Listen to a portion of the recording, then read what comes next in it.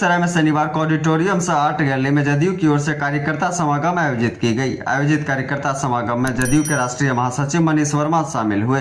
कार्यक्रम के संबंध में उन्होंने कहा कि जदयू की तरफ से पूरे बिहार के सभी जिलों में कार्यकर्ता समागम आयोजित की जा रही है। इसी कड़ी में आज बेगूसराय में कार्यकर्ता समागम भी किया जा रहा है। उन्होंने कहा कि बेगूसराय बिहार का 8वां जिला है जहां यह कार्यक्रम आयोजित की गई।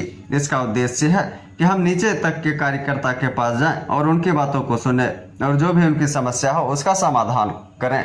पार्टी कैसे मजबूत हो और 2025 के चुनाव में पार्टी की जीत कैसे हो, इस पर चर्चा करना है। मौके पर प्रशांत किशोर पर हमला करते हुए मनीष वर्मा ने कहा कि प्रशांत किशोर पहले रणनीतिकार थे, बाद के दिनों में वो बड़े बड़े दावे करने लगे। उन्होंने मुख्यमंत्री नीतीश कुमार और नरेंद्र मोदी को जिताने का दावा किया था, लेकिन जो आदमी 3 बार मुख्यमंत्री रहा उसको जिताने में कंधा देने का दावा वो करने लगे। यहाँ तो मामला ही अलग है। जितने भी राज्यों में वो जीत की बात कर रहे हैं उन राज्यों में पार्टी पहले से ही जीतने वाली थी और प्रशांत जी उनके साथ काम किए। वो सर्वे करते हैं तो उन्हें तो सब पता है कि कौन सा दल जीतने वाला है। बिहार में वह जिस तरह से खुद को प्रोजेक्ट कर रहे हैं, जनता सब कुछ देख रही है। वह दल में लोकतंत्र की बात करते हैं, क्या लोकतंत्र है सब जानते हैं। वह गांधी की बात करते हैं लेकिन सब ठीक उल्टा करते हैं। गांधी ने शराबबंदी की बात की थी पर प्रशांत किशोर आधे घंटे में शराबबंदी खत्म करने की बात करते हैं। वह जो बोलते हैं उसका उल्टा करते हैं। पेड वॉलंटियर से कहीं लोकतंत्र चलता है क्या? सभी राजनीति लोग समाज सेवा के लिए अपना बहुमूल्य समय देते हैं, तब जाकर पार्टियां चलती है। वहीं उन्होंने शराबबंदी पर मौत के बारे में कहा कि पहले आंकड़ा एकत्रित कर लीजिए कि शराबबंदी से पहले कितनी मौतें होती थी और आज कितनी मौतें हो रही। सबका आंकड़ा उठाकर देख लीजिए। कहना आसान है, जिन राज्यों में शराबबंदी नहीं वहां भी इस तरह की घटनाएं होती रहती है।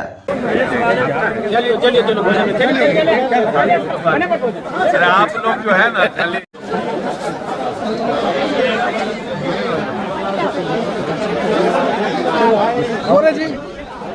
भूख हमको भी लगी है, आपको भी लगी और हमारे अध्यक्ष महोदय ने कहा कि भाई कि ज्यादा बोलिएगा ताकि खाना भी बना नहीं बन जाए। इसीलिए मैं पानी पी के बोल रहा हूँ।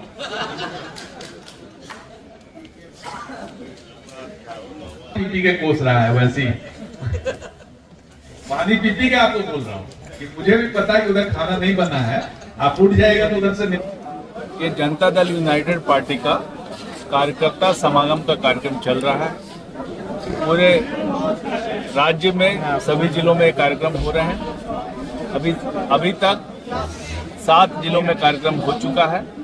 8वां जिला जो है वो यहाँ पे हो रहा है और यहाँ पर इसका उद्देश्य है कि हम नीचे तक के कार्यकर्ताओं के पास जाएं, उनकी बातों को सुने और जो भी उनकी समस्या हो उसका समाधान कैसे हो, कैसे पार्टी मजबूत हो और 2025 में हमारी जीत कैसे सुनिश्चित हो, इसके लिए काम कैसे किया जाए।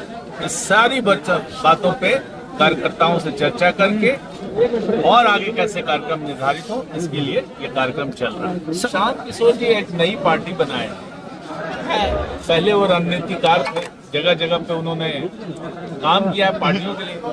पहले तो सब जगह पे वो काम करते रहे रणनीतिकार के रूप में और रणनीति का काम होता है जब राजनीतिक पार्टियां होती है उनको सहयोग करना।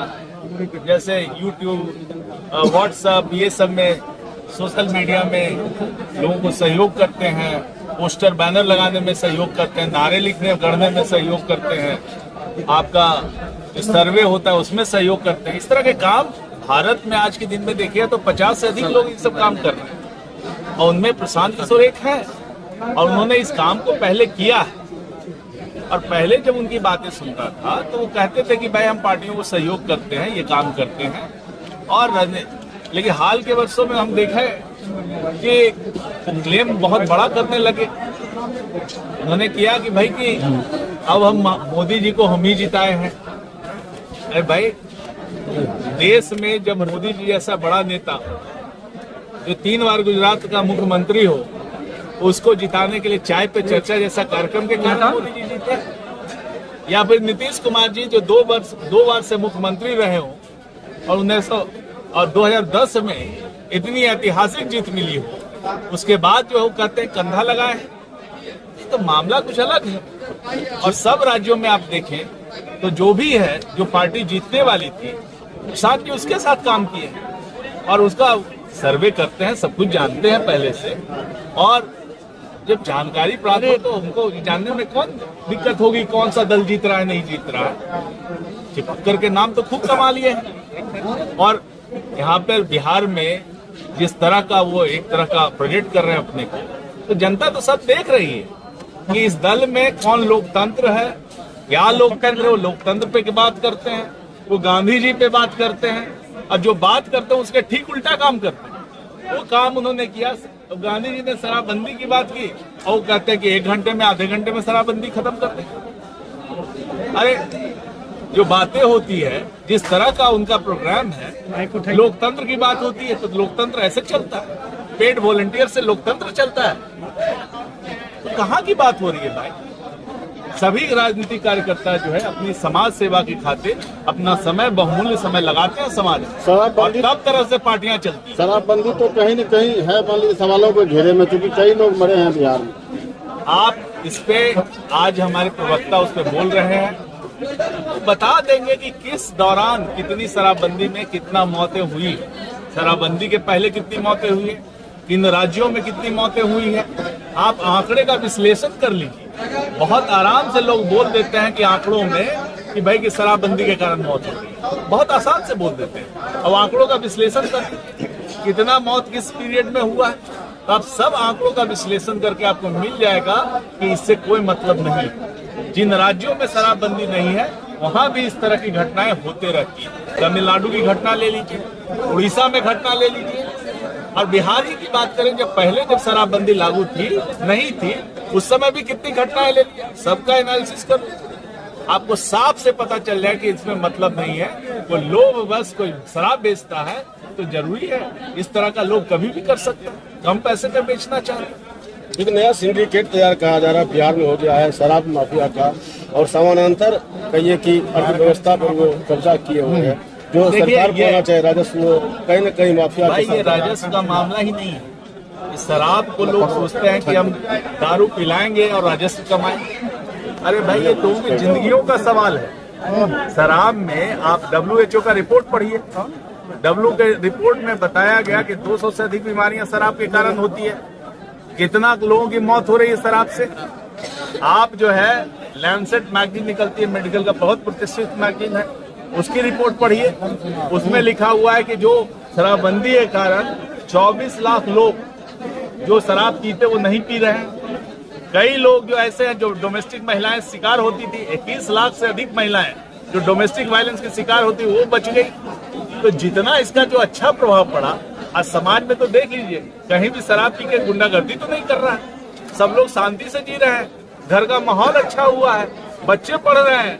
तो इसकी कीमत पे हम यदि शराबबंदी को हटा देते हैं तो जो महिलाओं के साथ होगा, बच्चों के साथ होगा, इंडिया में जो इस सब चीजें होंगी, उसका जिम्मेदार कौन होगा? मैं उनसे पूछना चाहता हूँ, महिलाओं से पूछ लीजिए। झारखंड चुनाव को लेकर किस तरह का सर? अररिया के सांसद प्रदीप सिंह पर FIR हुआ है, और वही केंद्रीय मंत्री प्रिया पर भी FIR हुआ किशन। कानून की प्रक्रिया है। यदि कोई कानून के दायरे में सब चीजें होती है, जो चीजें हैं, यदि कुछ हुआ है उस पर जांच होगी, और जहां भी जिस तरह का काम हुआ है वो तो सबके सामने है, और ये भी जांच जो है वो ट्रांसपेरेंट वे में होगी। न्यायिक प्रक्रिया है सबके लिए। 28 अक्टूबर को कहा जा रहा है कि इमरजेंसी बैठक बुलाई गई है सांसदों, विधायकों, पार्षदों की, जदयू की। ये कौन आपको ये सूचना दिया कि इमरजेंसी बैठक हुई? ये तो NDA की बैठक है, और NDA की बैठक समय समय पे होते रहती है। जदयू की बैठक नहीं है, NDA की बैठक। झारखंड चुनाव को लेकर किस तरह की आपकी प्रतिक्रिया है? झारखंड में चुनाव हो रहा है, रणनीति क्या है, क्या कहाँ तक देखती है झारखंड चुनाव? झारखंड में NDA की स्थिति काफी मजबूत है, सब मिलजुल के लड़ रहे हैं, काफी अच्छे मतों से जीतेंगे।